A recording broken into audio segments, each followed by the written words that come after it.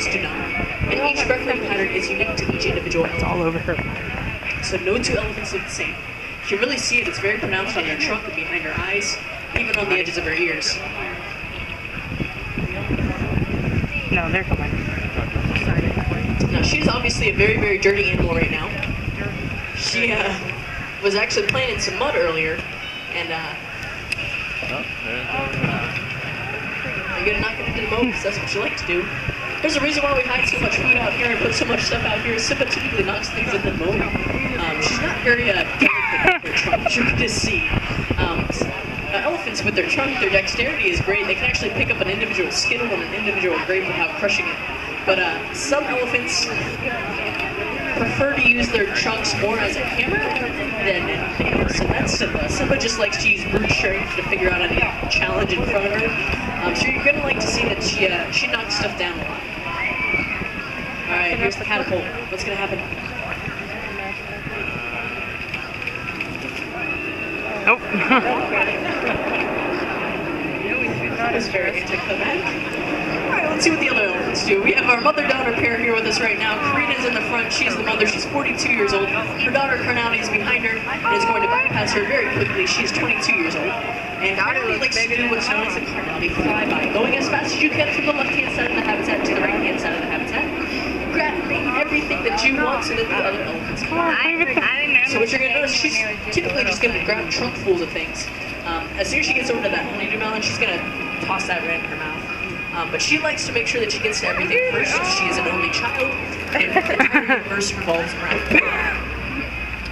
So she's going to try and check out everything before she comes back and finally settles in. So you see her mom here has found a bird of paradise plant and is enjoying that. Simba again is enjoying that romaine lettuce. And we'll have the rest of the herd join us here in just a minute. Yeah. The matriarch of the herd has yet to make it out here yet. She is actually, I think she's going to be the last elephant out here. And that's Tina. And Tina's the matriarch, so it's her job to look out for members of the herd, make decisions for the herd. She's also in charge of instilling discipline. Now what you'll notice with the elephants is that they have this hierarchy. Each elephant knows their place within the hierarchy.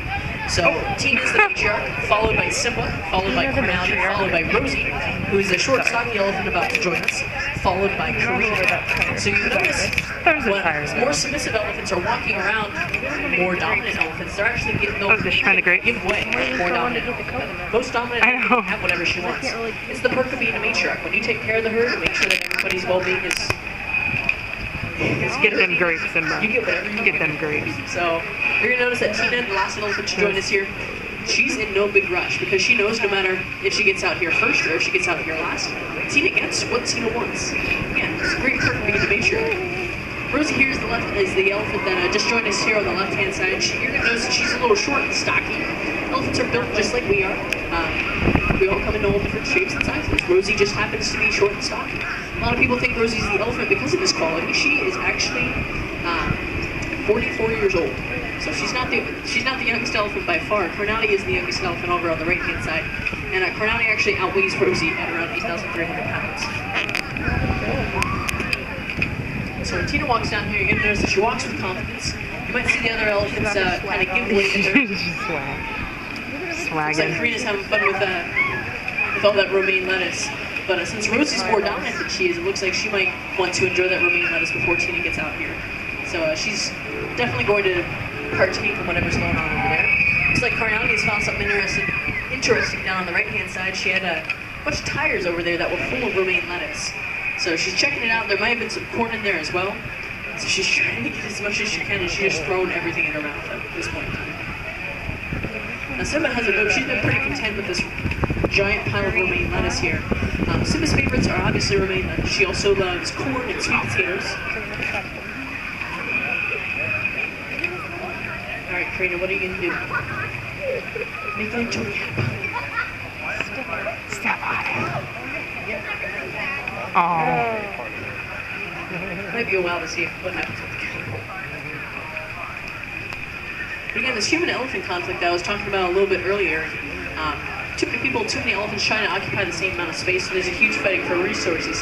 They really haven't demonstrated that yet, but you can see What Karina did on the left-hand side where Rosie is now, she's uprooted that tree trunk with no problem at all.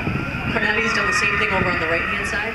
They're capable of destroying a lot of things. Again, they can flip over cars, wreck buildings, really with no problem at all. They can even invade a farmer's cropland, wipe out an entire village's food supply for the year in one night. So it's very impressive, but it's also obviously hurting the people over in Southeast Asia. Now, it's not just the people, but it is the elephants too. Elephants are coming in contact with a lot of man-made things that they're not used to seeing. Being electrocuted by power lines, hit by trains and cars, who even step on forgotten landmines, get their feet tangled in snares. In India alone, one elephant dies every day because of this conflict. So if we're not careful, we can see the extinction of the Asian elephant within our lifetime.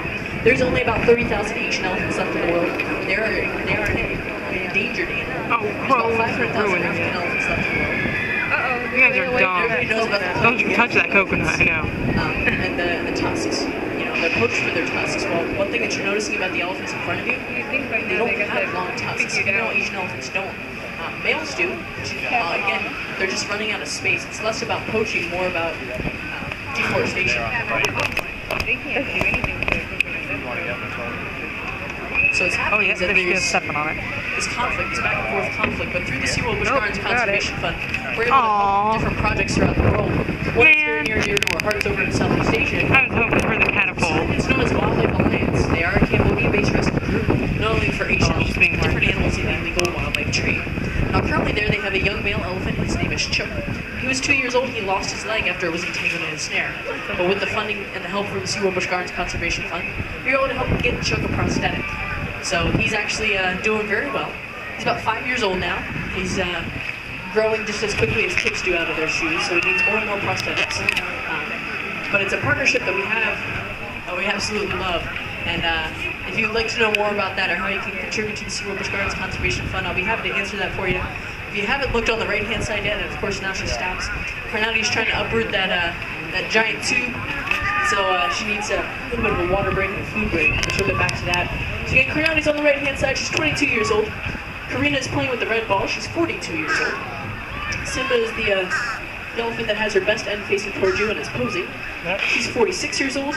Rosie is a short, stocky elephant moving back towards the river. She's 44 years old. And Tina's over here enjoying that bird of paradise plant. She's 45 years old. My name's Nancy. If you guys have any questions at all, thank you very much for stopping by and learning a little bit more about the herd of elephants here at Busch Gardens. Thank you very much and enjoy the rest of your day.